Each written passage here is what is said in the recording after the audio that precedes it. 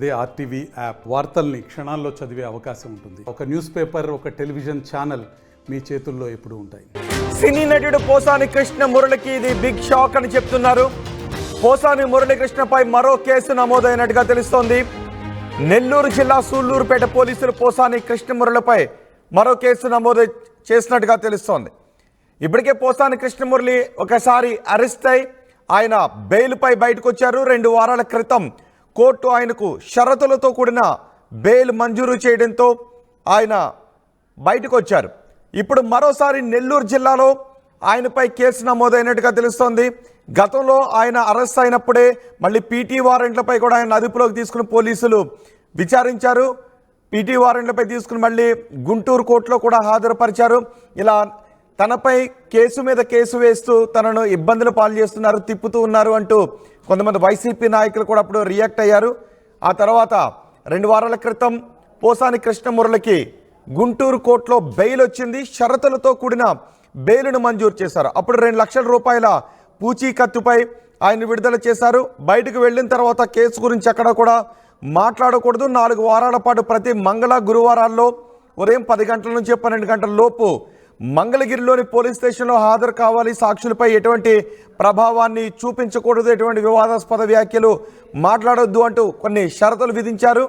అనుమతి లేకుండా కూడా ఎక్కడికి వెళ్ళకూడదు అంటూ షరతులు విధించారు.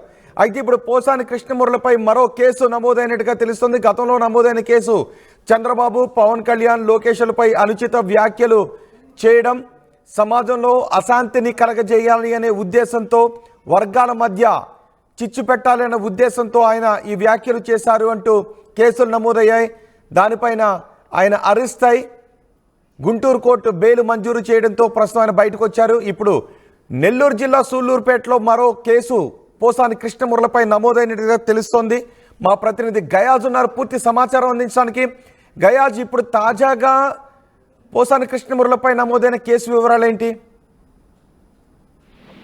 రోహిత్, ఉమ్మడి నెల్లూరు జిల్లాలోని సూళ్లూరుపేటలో కూడా పోసాని కృష్ణ మురళిపై కేసు నమోదైనట్లు మనకు తెలుస్తుంది. అయితే ఇటీవల కాలంలో ఆయన చంద్రబాబు నాయుడు, లోకేష్, పవన్ కళ్యాణ్ మీద అనుచిత వ్యాఖ్యలు చేసి జైలుకి వెళ్ళడం జరిగింది. జైలుకి వెళ్ళిన తర్వాత కొద్ది రోజుల కిందటే ఆయన బెయిల్ మీద, కండిషన్ బెయిల్ మీద వచ్చిన విషయము మొత్తం అందరికీ తెలుసు. అయితే గత ఎన్డీఏ ప్రభుత్వము రాష్ట్రంలో అధికారంలోకి వచ్చిన తర్వాత టీవీ5 చైర్మన్ నాయుడు పైన ఆయన అనుచిత వ్యాఖ్యలు చేయడం జరిగింది.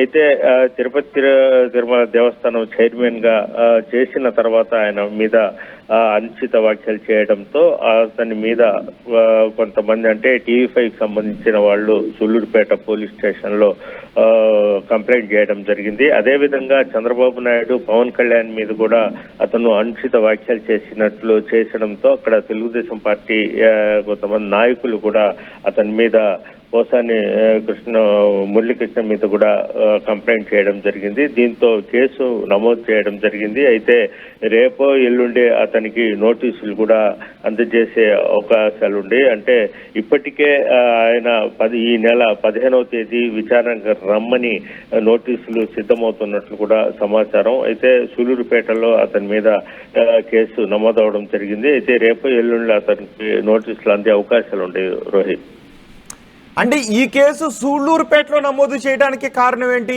ఈ కేసులో కంప్లైనెంట్ గా ఎవరున్నారు, ఎవరు ఫిర్యాదు చేశారు? ఇందులో అరెస్ట్ చేసే అవకాశాలు కూడా ఉన్నాయి. గతంలో చంద్రబాబు, పవన్ కళ్యాణ్, లోకేష్లపై ఆయన కొన్ని కమెంట్స్ చేశారు, అందులో అరెస్ట్ కూడా అయ్యారు. ఇప్పుడు టీటీడీ చైర్మన్ పై కొన్ని అసభ్యకర వ్యాఖ్యలు చేశారని అంటున్నారు. ఫిర్యాదు ఎవరు చేశారు? నెల్లూరులో కంప్లైంట్ రిజిస్టర్ కావడానికి కారణం ఏంటి? అరెస్ట్ చేసే అవకాశాలు ఉన్నాయా?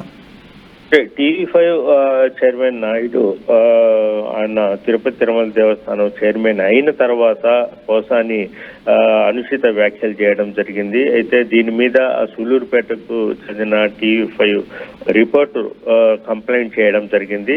అంటే టీవీ5 రిపోర్టర్ గా పనిచేస్తున్న సూళ్లూరుపేటకు చెందిన అతను కంప్లైంట్ చేయడం జరిగింది. దీంతో పోలీసులు కేసు నమోదు పరిచారు. ఆ కేసులోనే అతనికి నోటీసులు అందజేస్తామని కూడా పోలీసులు అయితే చెప్తున్నారు. రోహిత్,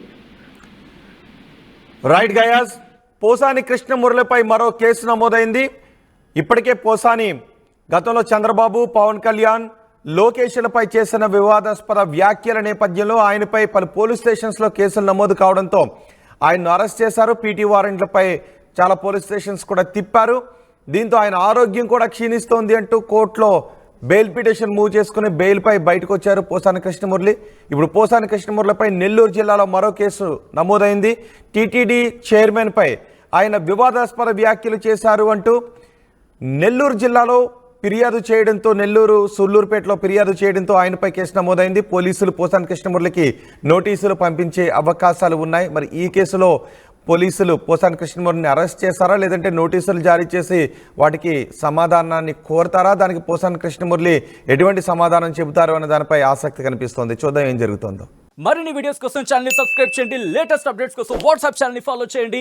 అండ్ లింక్ డిస్క్రిప్షన్ లో ఉంది.